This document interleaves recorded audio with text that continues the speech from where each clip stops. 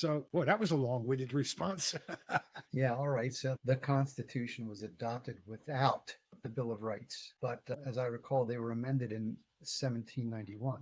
Right, as I said, as an attempt to appease those anti-federalist concerns. Did the Federalists and the Anti-Federalists did they agree on the meaning of the Bill of Rights, or were they still at odds? Now, they still were at odds. The Federalists saw the Bill of Rights as guarantees for individuals against federal overreach, while the Anti-Federalists hoped that the Bill of Rights would prevent the federal government from encroaching on state power, okay? Which is why we have the 10th Amendment, okay? All right, let's summarize this. The founding fathers were concerned about centralized power. You know, can't blame them. After all, they just fought a war against a king, right? Right.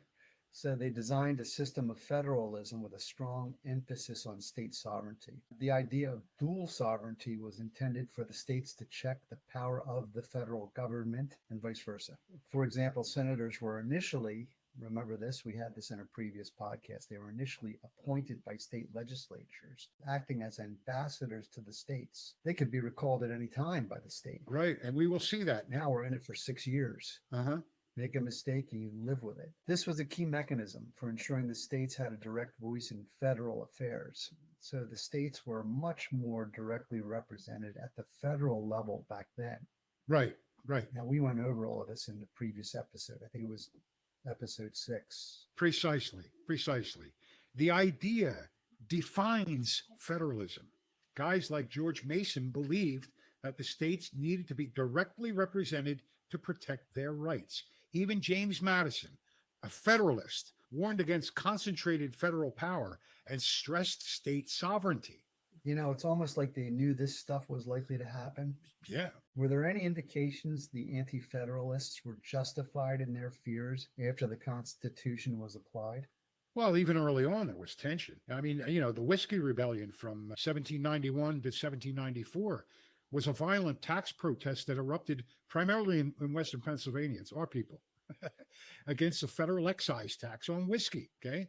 Then 4 years later, the Kentucky and Virginia resolutions, authored by Madison and Jefferson, were a clear protest reaction against the Alien and Sedition Acts to curtail federal overreach.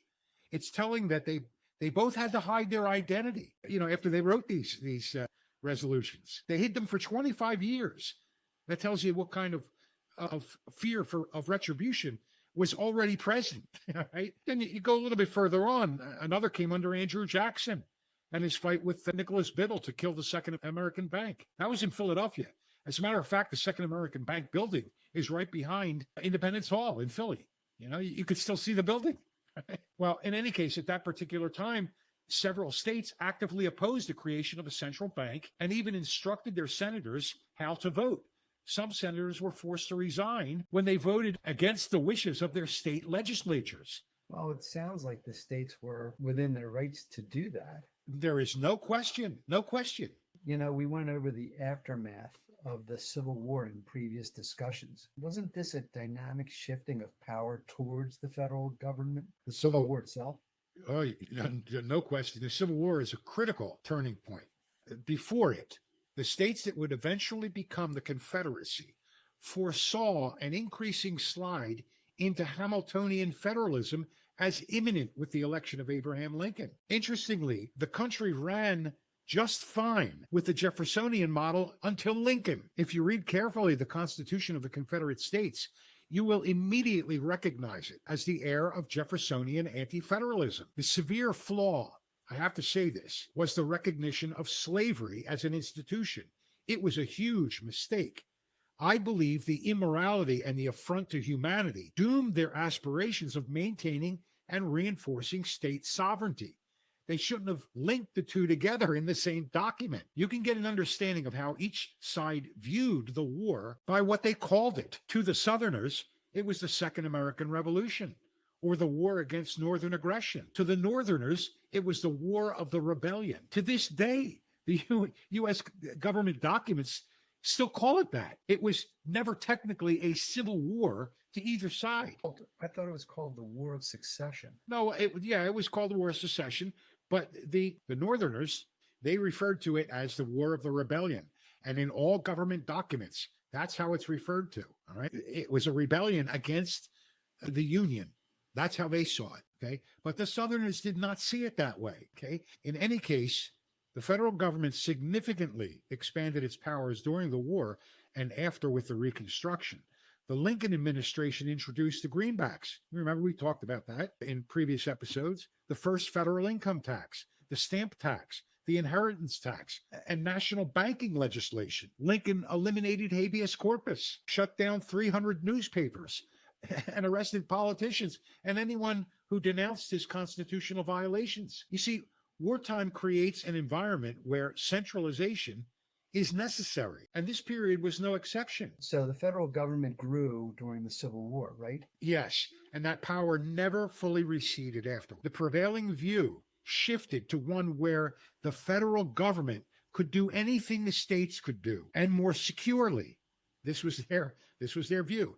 This shows how the balance began to shift from the states, to the federal government. Yeah, it's funny, Dr. Tom, the power gained only goes one way. It's never backwards. Yes. That called the ratchet effect. When federal power expands during a crisis, but rarely shrinks after. Exactly. And this began to happen during and after the Civil War. So where did the transfer of power and growth go from there? Let's get to that. Well, in the late 19th and early 20th centuries, there was a gradual and insidious increase in federal power. It should be stated that the narrative surrounding the causes of the Civil War shifted. Now, this is important, with the Confederacy's lost cause assertion being denigrated. Okay? Now, the propaganda portrayed the motivation for secession as primarily the maintenance of slavery. This narrative change helped to undermine the concept of championing states' rights in the minds of Americans. To be clear, I'm not saying that slavery wasn't a reason. It was one reason, but not the reason. If you were to ask the soldiers why they were fighting, they would tell you, both North and South. What did they tell you? If you were to ask the soldiers that fought on the Confederate side, what would they say to you? Well, there was an interesting go-between between three captured Confederate soldiers at Gettysburg, and when a Union officer asked them, why are you guys fighting? They said, because you came down here, and you came down here. We're fighting for states' rights. You came down here. You invaded my home. That's how they saw it. It wasn't in the interest of farmers. They weren't politicians. They were landowners, farmers. They were poor farmers, and the overwhelming majority of people that were fighting never owned a slave. And on top of it, slavery was a detriment to their own economic well-being. The majority of the fighters in the Confederate troops, it wasn't a question of slavery. It was a question their homes were invaded. In the North, initially they were trying to maintain the Union, keep the Union together. When that changed with the Emancipation Proclamation, it caused a lot of problems in the North, because the Union soldiers saying, I'm not going to go and kill myself to free slaves. What do I got to do with slaves? There were